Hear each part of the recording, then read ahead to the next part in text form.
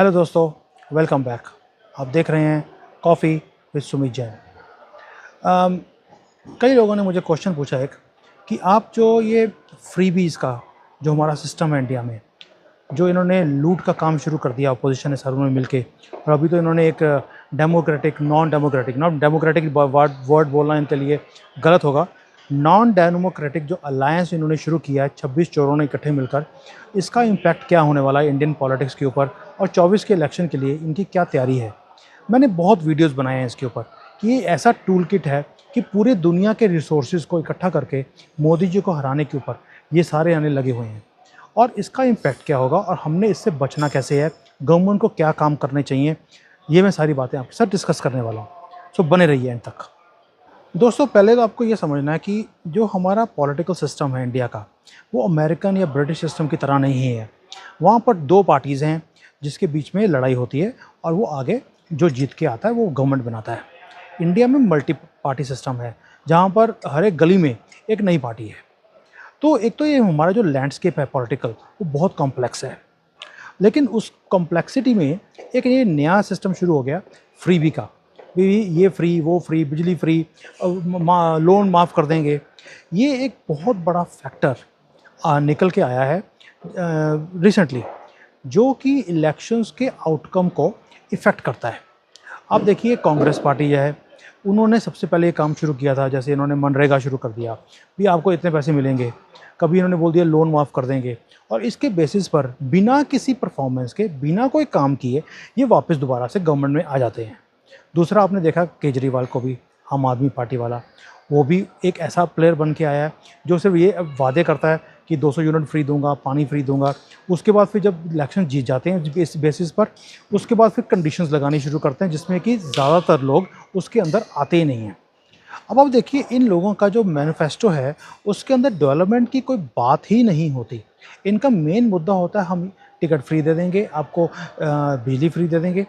ऐसे non performing लोगों को ये लोग इनको जिताते भी हैं, मिलता भी कुछ नहीं है, और एक्सपेरिमेंट्स चलते जा रहे हैं। लेकिन इन चीज़ों का लॉन्ग टर्म जो हमारी इकोनॉमिक कंडीशन है कंट्री की, जो स्ट्रेंथ है, फाइनेंशियल स्ट्रेंथ है, उसके ऊपर बहुत बड़ा असर होता है।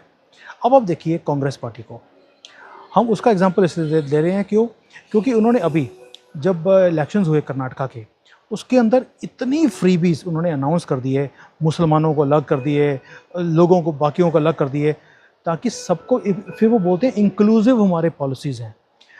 अब सोच के देखिए, उसके अंदर इन्होंने बोला, हम जैसे केजरीवाल से सीख लिया कि 200 यूनिट फ्री देंगे, राशन फ्री देंगे, विमेन के लिए फाइनेंशियल असिस्टेंस इन्होंने अनाउंस कर दी, यूथ के लिए कई पॉलिसीज़ निकाली है कि भी अगर आप बाहर जाके पढ़ना चाहते हो, वैसे तो मुसलमानों को ही बोला उन्होंने, लेकिन उन्होंने बोला कि भी अगर आप बाहर पढ़ने के लिए जाना चाहते हो तो हम आपको लोन देंगे। वो लोन फ्री ऑफ कॉस्ट होगा कि इंटरेस्ट के ऊपर होगा, ये तो जब मिलेगा तो पता लगेगा। लेकिन इन्होंने ये चीज़ें अनाउंस करी, और इसके कारण जो पूरा जो इलेक्शन है वो इफ़ेक्ट हो गए इन फ्रीबीज के कारण। ऐसे ही आम आदमी पार्टी है, उन्होंने भी ऐसी जो पॉलिसीज़ हैं या स्ट्रेटजीज़ हैं उन्होंने अपनाई। उन्होंने भी प्रॉमिसेस किए थे, दिल्ली में भी, पंजाब के अंदर भी, कि हम पानी फ्री देंगे, हम बिजली फ्री देंगे। तो उसके कारण इनकी जो दिल्ली में इतनी अच्छी परफॉर्मेंस नहीं भी थी, तो भी दोबारा जीत के आ गए। उसके बाद पंजाब भी जीत लिया, और ये ट्रेंड बढ़ता जा रहा है।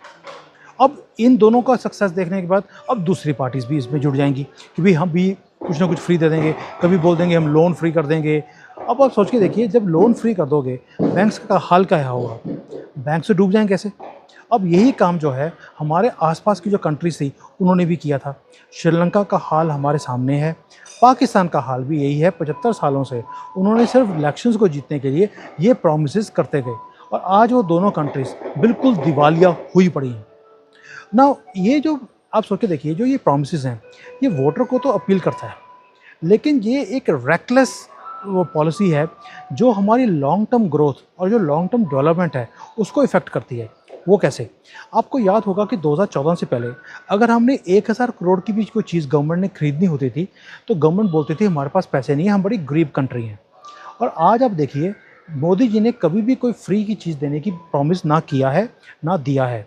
और आज हम 100 लाख करोड़ की भी इन्वेस्टमेंट करनी होती है तो हम बड़े आराम से अनाउंस कर देते हैं कि हमने 100 लाख करोड़ की इन्वेस्टमेंट करनी है डेवलपमेंट के ऊपर, और हम कर भी रहे हैं बिना किसी प्रॉब्लम के।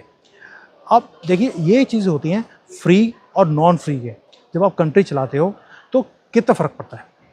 अब जो ये फ्री वाला सिस्टम है, इसके कारण क्या हो रहा है कि जो हमारे नेशनल रिसोर्सेज हैं उसके ऊपर बहुत ज़्यादा फ़र्क पड़ रहा है। अब एक और चीज़ है, इसके साथ जो डिपेंडेंसी है, जो सिटीजन्स हैं, जो लोग हैं कंट्री के, उनको ना फ्री लेने की आदत पड़ जाती है। वो कहते हैं काम करने की ज़रूरत क्या है जब फ्री में मिल रहा है। अमेरिका के अंदर भी यही प्रॉब्लम चल रही है आज की डेट में, यूरोप के अंदर भी यही है कि लोग काम करने के लिए जाते ही नहीं हैं, क्योंकि इन्होंने घर बैठे 3 साल से इन्होंने कोविड में इतनी गंदी आदतें डाल दी हैं कि भाई काम करने की ज़रूरत नहीं है, आपको हम घर बैठे पैसे देंगे, आपकी लाइफ चलती रहे। अब लोग काम करने के लिए आते ही नहीं हैं। अब यही काम इंडिया में भी शुरू हो गया कि जब गवर्नमेंट हमें फ्री में दे रही है, प्रोमिस कर रही है, तो हमें करने की ज़रूरत क्या है। अब उससे क्या हो रहा है, जो पैसा डेवलपमेंट पे लगना था वो फ्री के चीज़ों में जो प्रोमिस किए थे उसके अंदर जा रहा है। तो जब इंफ्रास्ट्रक्चर की डेवलपमेंट आती है, एजुकेशन है, हेल्थ केयर है, इसके ऊपर जो काम करना था, जो इसके ऊपर पैसे जो खर्च करने थे, वो गवर्नमेंट के पास पैसे रहते नहीं हैं। इसलिए आप देखोगे कि कोई भी डेवलपमेंट का काम इन जगह पे होता नहीं है। पंजाब का हाल आपने देख लिया कि वहाँ पर बुरा हाल है इस वक्त। मैं पंजाब से बिलोंग करता हूँ। पंजाब में ये हालत है कि क्योंकि लोगों के पास काम नहीं है, वहाँ से इंडस्ट्रीज निकल निकल के अब यूपी, गुजरात ऐसी स्टेट्स में जा रही हैं। लुधियाना की तो सारी जो इंडस्ट्रीज़ हैं वो शिफ्ट हो रही हैं वहाँ से, क्योंकि पॉलिसी कोई है नहीं, वो दारू पी के बैठा रहता है आदमी।